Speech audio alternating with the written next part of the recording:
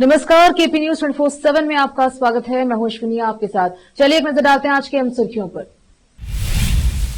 बीदर शहर में एनएसयूआई ने भाजपा के खिलाफ प्रदर्शन किया। भालकी में तालुका स्तर के प्रतिभाग तरंजीत। किराए वृद्धि गुलाब बांटकर भाजपा नेताओं ने सीएम सिद्धरामैया की ओर से मांगी माफी। कुमारस्वामी ने कर्नाटक में बस किराए बढ़ाने के कांग्रेस सरकार के कदम की आलोचना। ख्वाजा मोइनुद्दीन चिश्ती पर चढ़ाई गई पीएम मोदी द्वारा भेजी गई चादर, केरल दीदी को लेकर पहुंचे अखिलेश। तमिलनाडु की पटाखा फैक्ट्री में विस्फोट, 6 मजदूरों की हुई मौत।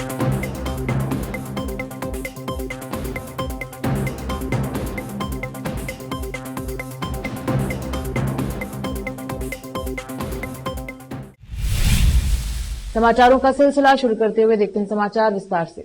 बीदर में आज एनएसयूआई मंत्री प्रियांक खरगे के समर्थन में आज शहर में एनएसयूआई ने भाजपा के विरुद्ध प्रदर्शन कर भाजपा नेताओं के खिलाफ नारे लगाए। जो सचिन पांचाल आत्महत्या मामले में मंत्री प्रियांक खरगे के इस्तीफे की मांग कर रहे हैं। इस अवसर पर मोहम्मद हादी, इरशाद अली, सचिन मलकापुरे और अकेत शेरिकर आदि उपस्थित रहे। कैमरामैन पुपराज का कवरेज। सभी को आदाब, नमस्ते।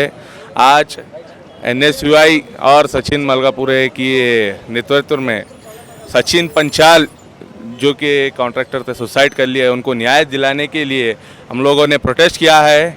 हमारे हरदिल अजीज़ क़ायद नेता, हैदराबाद कर्नाटका के डायनामिक लीडर और टाइगर श्री प्रियंक खरगे जी, जिनके ऊपर ये इल्ज़ाम लगाया जा रहा है, कुछ बातें हो रही है, तो एलिगेशंस लगाए जा रहे हैं उनके ऊपर। तो कर्नाटका सरकार ने सीआईडी को ये केस सौंप दिया है, इसमें इन्वेस्टिगेशन चल रही है। इतना कहते हुए मैं अपनी बात ख़त्म करता हूं। धन्यवाद। चलिए, आज एनएसयूआई बीदर के टीम के तरफ से अंबेडकर सर्कल पे प्रोटेस्ट किया गया है।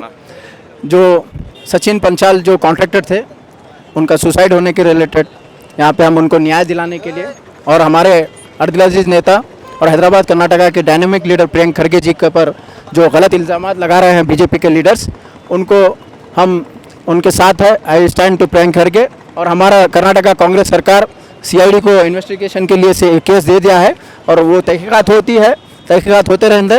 और जो इल्ज़ाम लगा रहे हैं वो गलत है। मैं अदबन गुजारिश लगा हूँ, लीडर्स से गुजारिश कर रहा हूँ कि गलत इल्ज़ाम मत लगाइए। आप लोगों भी लीडर्स है, हर सरकार में ऐसा जो इल्ज़ाम लगा रहे हैं, पहले आप तहकीकात करके इल्ज़ाम लगाइए ना, इसके रिलेटेड आप इल्ज़ाम मत लगाइए। I request to all leaders, please. Thank you so much. TKF Bidar. ಹಂತದಲ್ಲಿ NSU ಜಿಲ್ಲಾ ವತಿಯಿಂದ ಇವತ್ತು BJP ಪಕ್ಷದವರಿಗೆ ನಾವು ಹೇಳಿಕೆ ಕೊಡ್ತಾ ಇದ್ದೇನೆ. ಮಾನ್ಯ ರಾಜ್ಯಾಧ್ಯಕ್ಷರಾದಂಥ ವಿಜೇಂದ್ರ ಯಡಿಯೂರಪ್ಪನವರು, ಅವರ ತಂದೆಯಾದಂಥ ಯಡಿಯೂರಪ್ಪನವರೇ ಒಂದು ಕೇಸಿನಲ್ಲಿ ಸಿಗಿದುಕೊಂಡಿದ್ದಂತಕ್ಕಂತಹ ಪ್ರಕರಣ ಇಡೀ ರಾಜ್ಯದ ಜನ ನೋಡಿದೆ. ತನ್ನ ತಟ್ಟೆಯಲ್ಲೇ ಬಿದ್ದಂಥ ಹೆಗ್ಗಣೆ ಗೊತ್ತಿಲ್ಲ ಅವರಿಗೆ. ಇವತ್ತು ಪ್ರಿಯಾಂಕ್ ಖರ್ಗೆ ಅವರ ಮೇಲೆ ಆರೋಪ ಮಾಡ್ತಕ್ಕಂಥದ್ದು, ಸುಳ್ಳಿನ ಮೇಲೆ ಮಾಡ್ತಕ್ಕಂಥ ಇದು ಒಂದು ಡಂಬರಾಟ. ಇವತ್ತು ಸಚಿನ್ ಪಂಚ್ ಅವರ ಆತ್ಮಕ್ಕೆ ಶಾಂತಿ ಸಿಗಲಿ ಮತ್ತು ಅವರ ಸಾವಿನ ಸತ್ಯತೆ ಹೊರಬರಲಿ ಅಂತೇಳಿ ನಾವು NSU ವತಿಯಿಂದ ನಮ್ಮ ಸರ್ಕಾರಕ್ಕೆ ನಾವು ಕೂಡ ಮನವಿ ಮಾಡ್ತೇವೆ. भालकी के सरकारी स्कूल में प्रतिभा कारंजी का आयोजन किया गया। कार्यक्रम का उद्घाटन सांसद सागर खंडे ने किया। इस अवसर पर बीईओ चन्नबसप्पा हलाड़, गीपसोन कोटे, शिव कुमार, साईनाथ सहित अन्य अधिकारी व अध्यापक आदि उपस्थित रहे। इस कार्यक्रम में विद्यार्थियों ने कला आदि को उजागर किया। भालकी से सैमुअल की रिपोर्ट। रोकते हैं समाचारों का सिलसिला, लेते हैं छोटा सा ब्रेक।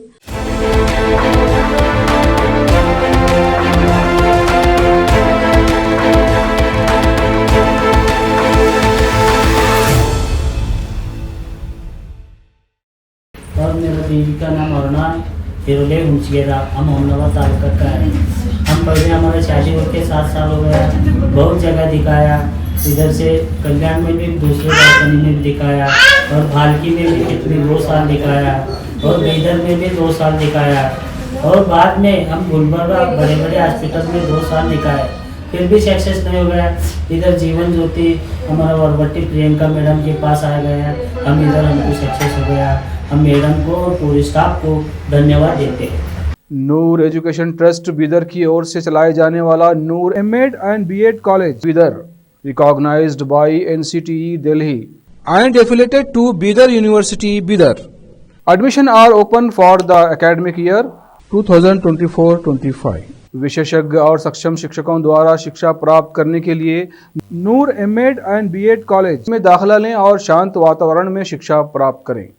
बीदर शहर में बेहतर शिक्षा का एकमात्र केंद्र Noor MEd and BEd college, Shahpur gate, Bidar. Phone numbers 9945283920, 8482221297।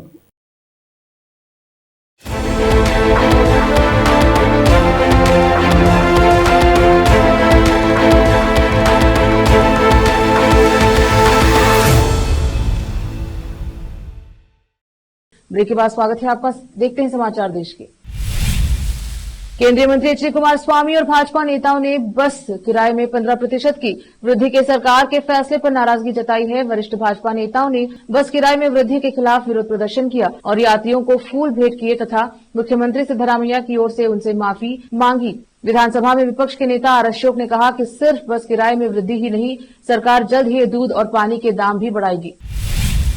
केंद्रीय इस्पात एवं भारी उद्योग मंत्री एच डी कुमारस्वामी ने सिद्धरामैया नीति सरकार द्वारा राज्य में बस किराए में 15% की वृद्धि करने के निर्णय पर प्रतिक्रिया व्यक्त करते हुए कहा कि कांग्रेस सरकार एक हाथ से दे रही है और दूसरे हाथ से ले रही है। कुमारस्वामी ने कहा कि लोगों ने आवश्यक वस्तुओं और सेवाओं की कीमतों में बढ़ोतरी को स्वीकार कर लिया है और इसीलिए वे सरकार के फैसले का विरोध करने के लिए उत्सुक नहीं है। केंद्रीय मंत्री ने कहा कि बस किराए में बढ़ोतरी बिल्कुल उसी तरह की है जैसा कि कांग्रेस सरकार सत्ता में आने के बाद से करती आ रही है। कुमारस्वामी ने कहा डीजल और पेट्रोल पर सेस बढ़ा दिया गया है, स्टैंप ड्यूटी बढ़ा दी गई है, साथ ही मार्गदर्शन मूल्य शराब और दूध की कीमत भी बढ़ा दी गई है। ऐसी खबरें हैं कि सरकार पानी के शुल्क बढ़ाने की योजना बना रही है।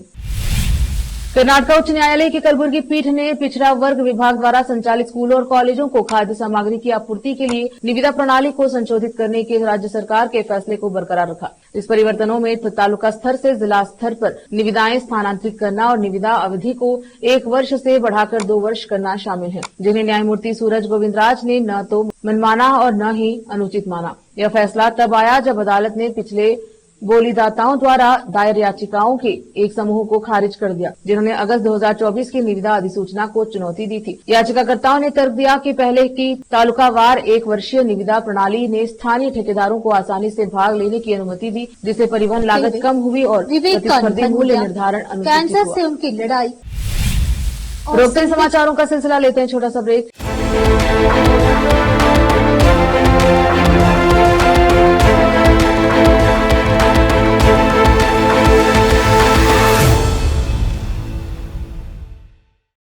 और मेरा देवी का नाम अरुणा हिरोले हुंचगेरा, हम अहमदाबाद तालुका का है।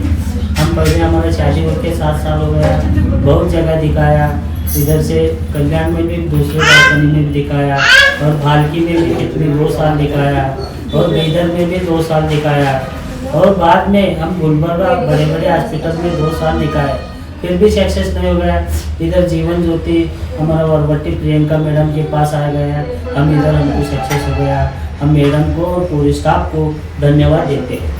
नूर एजुकेशन ट्रस्ट बीदर की ओर से चलाए जाने वाला Noor MEd and BEd college Bidar, recognized by NCTE Delhi and affiliated to Bidar University Bidar. Admission are open for the academic year 2024-25. विशेषज्ञ और सक्षम शिक्षकों द्वारा शिक्षा प्राप्त करने के लिए नूर एमएड एंड बीएड कॉलेज में दाखिला लें और शांत वातावरण में शिक्षा प्राप्त करें।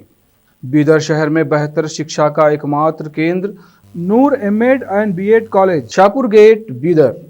Phone numbers 9945283920, 8482221297।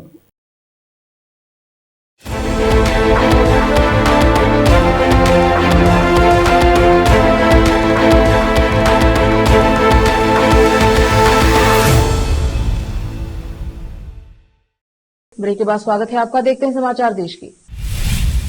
केंद्रीय मंत्री किरेन रिजिजू आज अजमेर शरीफ दरगाह पहुंचे। इस दौरान उन्होंने पीएम मोदी द्वारा भेजी गई चादर को अजमेर शरीफ दरगाह पर चढ़ाया। इस मौके पर अल्पसंख्यक मंत्रालय ने सोशल मीडिया साइट एक्स पर तस्वीरों को शेयर करते हुए लिखा, अल्पसंख्यक समुदायों ने माननीय मंत्री किरेन रिजिजू ने आज ख्वाजा मोइनुद्दीन चिश्ती के 813वें उर्स के अवसर पर अजमेर शरीफ दरगाह पर माननीय प्रधानमंत्री श्री नरेंद्र मोदी जी के ओर से चादर चढ़ाई। प्रधानमंत्री बनने के बाद से नरेंद्र मोदी हर साल अजमेर शरीफ दरगाह पर चादर चढ़ाते आए हैं। इस साल उन्होंने इस पवित्र परंपरा में 11वीं बार भाग लिया। यह कदम भारत की समृद्ध आध्यात्मिक विरासत और सद्भाव और करुणा के साथ स्थायी संदेश के प्रति उनके गहरे सम्मान को दर्शाता है। बता दें कि केंद्रीय मंत्री के अजमेर शरीफ दरगाह पहुंचने पर उनका भव्य स्वागत किया गया। बता दें कि 2 जनवरी को पीएम नरेंद्र मोदी ने किरेन रिजिजू को चादर सौंपी थी, जिसके बाद 3 जनवरी को किरेन रिजिजू दिल्ली के हजरत निजामुद्दीन दरगाह पर गए थे। फिर वहां से चादर लेकर अब किरेन रिजिजू अजमेर शरीफ पहुंचे, जहां ख्वाजा गरीब नवाज की दरगाह पर चादर चढ़ाई गई। बता दें कि पोशी रुकवाने के लिए हिंदू सेना आज कोर्ट भी पहुंची है, जहां इस मामले पर सुनवाई हो रही है। अजमेर जाते समय जयपुर पहुंचने पर बोलते हुए मंत्री रिजिजू ने प्रथा के सांस्कृतिक और धार्मिक महत्व पर जोर दिया, जो देश में वर्षों से पोषित परंपरा रही है। उन्होंने कहा कि अजमेर में उर्स के दौरान गरीब नवाज की दरगाह पर जाना देश की पुरानी परंपरा है। मुझे प्रधानमंत्री मोदी की ओर से चादर चढ़ाने का अवसर मिला है, जो सौहार्द और भाईचारे का संदेश देता है। कल मैं दिल्ली में हजरत निजामुद्दीन की दरगाह भी गया और वहां भी चादर चढ़ाई। तमिलनाडु से इस वक्त की बड़ी खबर सामने आ रही है। यह विरुधुनगर जिले में एक पटाखा बनाने वाली फैक्ट्री में विस्फोट हो गया। इस विस्फोट की वजह से वहां काम कर रहे 6 मजदूरों की मौत होगी। विस्फोट के बारे में आशंका जताई जा रही है कि रसायनों को मिलाने की प्रक्रिया के दौरान यह धमाका हो गया, जिससे कम से कम एक कमरा क्षतिग्रस्त हो गया। इस कमरे से कम रहे 6 मजदूरों की मौत हो गई है। फिलहाल मौके पर राहत और बचाव कार्य किया जा रहा है। इससे थोड़ी देर पहले ही एक अन्य घटना में तेलंगाना के यादाद्री भुवनगिरी जिले में भी एक फैक्ट्री में विस्फोट हो गया। यादाद्री भुवनगिरी जिले में शनिवार को हुए धमाके में एक व्यक्ति की मौत हो गई, जबकि एक अन्य व्यक्ति घायल हो गया है। पुलिस ने घटना के बारे में जानकारी दी। पुलिस ने बताया कि घायल व्यक्ति का अस्पताल में इलाज जारी है और उसकी हालत स्थिर है। प्रारंभिक जानकारी के अनुसार यह विस्फोट उस कारखाने में हुआ जहां विस्फोटक सामग्री बनाई जाती है। फिलहाल घटना की जांच की जा रही है, साथ ही राहत का कार्य भी किया जा रहा है। बागेश्वर धाम महाराज धीरेन्द्र शास्त्री आज भिवंडी के मानकोली नाके में पास स्थित इंडियन ऑयल कंपनी में एक सत्संग के लिए आए हुए थे। इस दौरान धीरेन्द्र शास्त्री ने अपनी कथा के माध्यम से जनता को कथा सुनाया और उसके बाद धीरेन्द्र शास्त्री ने अपने श्रद्धालुओं को कहा कि आप सभी लोगों को मैं भभूति दूंगा। आप तमाम लोग एक करके आए, पहले महिलाएं आएंगी और फिर बाद में पुरुष आएंगे। इसके बाद सभी महिलाओं ने पहले लाइन लगाया और उसके बाद पीछे पुरुषों ने लाइन लगाया। बाबा ने भभूति लेने के लिए देखते ही देखते भीड़ एक साथ इतनी उमड़ गई कि कंट्रोल के बाहर हो गई। सभी लोग पहले भभूति पाने के लिए आगे बढ़ने लगे। भभूति लेने के लिए भीड़ इतनी ज्यादा हो गई कि लोग एक के ऊपर एक चढ़ने लगे और भगदड़ जैसी स्थिति उत्पन्न हो गई। आसपास खड़े बाउंसरों ने लोगों को खींचकर भीड़ से बाहर निकाला और स्टेज पर बैठा दिया। भगदड़ की वजह से चीख पुकार मच गई और लोगों को सांस लेने में दिक्कत होने लगी। इन महिलाओं को सांस लेने में दिक्कत हो रही थी, उन लोगों को एक साइड बैठा दिया गया। प्रयागराज में महाकुंभ को लेकर तैयारियां जोरों पर है। इसी कड़ी में आज उत्तर प्रदेश पुलिस ने मॉक ड्रिल की। इस मौके पर यूपी पुलिस के डीजीपी प्रशांत कुमार भी मौजूद रहे। उन्होंने कहा कि महाकुंभ के लिए सुरक्षा के पुख्ता इंतजाम किए गए हैं। डीजीपी प्रशांत कुमार ने कहा, पूरी सुरक्षा व्यवस्था की गई है। सारे मेले क्षेत्र में निगरानी के लिए सीसीटीवी लगाए गए हैं। सभी विभागों के समन्वय से कार्य चल रहा है। यहाँ सभी एहतियात बरते जा रहे हैं। हमने महाकुंभ के दौरान 40 से 50 करोड़ लोगों को स्नान कराने की और उनके सकुशल गंतव्य स्थान तक पहुंचाने की जिम्मेदारी ली है। उन्होंने कहा, अच्छा इंफ्रास्ट्रक्चर तैयार किया गया है, कुशल प्रबंधन किया जा रहा है। 13 जनवरी को प्रथम स्नान होगा। मुख्य स्नान के दिन जल, थल और नभ के माध्यम से श्रद्धालुओं को सुरक्षा सुनिश्चित कराएंगे। साइबर इकोसिस्टम को भी सुरक्षित किया जा रहा है। 7 चक्रीय सुरक्षा व्यवस्था सुनिश्चित की जा रही है। पिछले कुंभ से 40% अधिक सुरक्षा बल यहाँ तैनात किया गया है। उत्तर भारत को कड़ाके की ठंड ने अपने चपेट में ले रखा है। राजधानी दिल्ली समेत पूरे उत्तर भारत में लोग कड़ाके की ठंड से जूझ रहे हैं। वहीं घने कोहरे की चादर में पूरा उत्तर भारत लिपटा हुआ है। इसी बीच भयंकर ठंड के कारण लखनऊ में कक्षा 8 तक के सभी स्कूलों को बंद कर दिया गया है। 9वीं और से 12वीं कक्षा तक के छात्रों के क्लास ऑनलाइन माध्यम से संचालित किए जाएंगे। अगर ऑनलाइन क्लासेस की व्यवस्था नहीं है तो ऐसे में स्कूलों का संचालन सुबह 10 बजे से दोपहर 3 बजे तक होगा। इसे लेकर लखनऊ जिलाधिकारी कार्यालय द्वारा आदेश पारित किया गया है। जिलाधिकारी कार्यालय ने जारी आदेश में लिखा, सचिव उत्तर प्रदेश बेसिक शिक्षा परिषद प्रयागराज के 2024-25 दिनांक 26 दिसंबर 2024 में दी गई व्यवस्था परिषदीय विद्यालयों के लिए पूर्ववत लागू रहेगी। शीतलहरी संबंधित मौसम विभाग के पूर्वानुमान को देखते हुए लखनऊ जनपद के अन्य सभी विद्यालयों के लिए निम्न आदेश पारित किए जाते हैं। सभी विद्यालयों में कक्षा 8 तक के विद्यार्थियों के लिए दिनांक 4 जनवरी 2025 से दिनांक 11 जनवरी 2025 तक अवकाश रहेगा। कक्षा 9 से कक्षा 12वीं तक के जिन स्कूलों में अवकाश घोषित नहीं है, दिनांक 4 जनवरी 2025 से 11 जनवरी 2025 तक विद्यार्थियों की कक्षाएं यथासंभव ऑनलाइन कराई जाए। एक बार फिर से रोकते हैं समाचारों का सिलसिला, लेते हैं छोटा सा ब्रेक।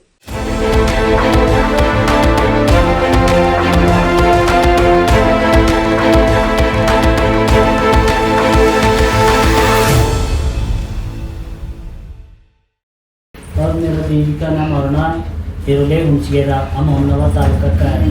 हम पहले हमारा शादी होकर 7 साल हो गया, बहुत जगह दिखाया, इधर से कल्याण में भी दूसरे कंपनी में भी दिखाया और भालकी में भी कितने 2 साल दिखाया और बीदर में भी 2 साल दिखाया और बाद में हम गुलबर्गा बड़े बड़े हॉस्पिटल में 2 साल दिखाए, फिर भी सक्सेस नहीं हो गया। इधर जीवन ज्योति हमारा वरवट्टी प्रियंका मैडम के पास आ गया, हम इधर हमको सक्सेस हो गया। हम मैडम को और पूरे स्टाफ को धन्यवाद देते हैं। नूर एजुकेशन ट्रस्ट बीदर की ओर से चलाए जाने वाला Noor MEd and BEd college Bidar, recognized by NCTE Delhi and affiliated to Bidar University Bidar.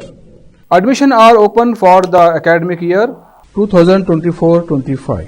विशेषज्ञ और सक्षम शिक्षकों द्वारा शिक्षा प्राप्त करने के लिए नूर एमएड एंड बीएड कॉलेज में दाखिला लें और शांत वातावरण में शिक्षा प्राप्त करें। बीदर शहर में बेहतर शिक्षा का एकमात्र केंद्र Noor MEd and BEd college, Shahpur gate, Bidar. Phone numbers 9945283920, 8482221297।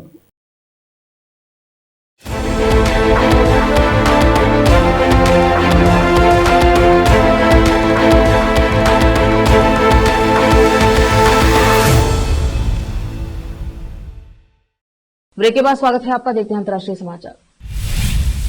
Loss Vegas में ट्रंप होटल के बाहर सैनिक ने विस्फोट क्यों किया था, इस सब की पूरी कहानी ब्लास्ट करने वाले सैनिक ने अपनी चिट्ठी में लिखी है। जांच टीम को अब गोली से उड़ाने वाले सैनिक की यह चिट्ठी बरामद हुई है। बता दें कि टेस्ला साइबर ट्रक में ब्लास्ट से ठीक पहले सैनिक ने खुद को गोली मारकर उड़ा लिया था। यह एक सैन्य कर्मी था जिसने एक पत्र छोड़ा था। जांच टीम के अनुसार सैनिक के पत्र में लिखा था, नए साल के पहले दिन यह विस्फोट देश की बुराइयों को लेकर सचेत होने के रूप में काम करेगा। अमेरिकी केवल तमाशा और हिंसा पर ध्यान देते हैं, आतिशबाजी और विस्फोटकों के साथ स्टंट से बेहतर मेरी बात को समझाने का क्या तरीका हो सकता है। अधिकारियों ने शुक्रवार को यह पत्र जारी किया। विस्फोट में 7 लोगों को मामूली चोटें आई हैं, लेकिन ट्रंप इंटरनेशनल होटल को कोई नुकसान नहीं हुआ। जापान में दुनिया की सबसे बुजुर्ग महिला का निधन हो गया है। यह महिला गिनीज वर्ल्ड रिकॉर्ड में अपना नाम दर्ज करा चुकी है, मगर जापान के अधिकारियों ने बताया कि दुनिया की सबसे अधिक उम्र वाली महिला टोमिको इटुका का निधन हो गया है। मौत के समय उनकी आयु 116 साल थी। अधिकारियों ने शनिवार को यह जानकारी देते हुए बताया कि गिनीज वर्ल्ड रिकॉर्ड्स के अनुसार जापान की निवासी इटुका दुनिया की सबसे बुजुर्ग महिला थी। वृद्धावस्था नीतियों ने प्रभारी अधिकारी योशित्सुगु नगाटा ने बताया कि इटुका का निधन 29 दिसंबर को मध्य जापान के ओरोगो प्रांत के आशिया स्थित एक देखभाल गृह में हुआ था। इटुका का जन्म 23 मई 1908 को हुआ था। फिर से एक नजर आज की सुर्खियों पर। बीदर शहर में एनएसयूआई ने भाजपा के खिलाफ प्रदर्शन किया। भालकी में तालुका स्तर के प्रतिभाग करंजी। किराए वृद्धि गुलाब बांटकर भाजपा नेताओं ने सीएम सिद्धरामैया की ओर से मांगी माफी। कुमारस्वामी ने कर्नाटक में बस किराए बढ़ाने के कांग्रेस सरकार के कदम की आलोचना। ख्वाजा मोइनुद्दीन चिश्ती पर चढ़ाई गई पीएम मोदी द्वारा भेजी गई चादर, किरेन रिजिजू लेकर पहुंचे थे। तमिलनाडु की पटाखा फैक्ट्री में विस्फोट, 6 मजदूरों की हुई मौत।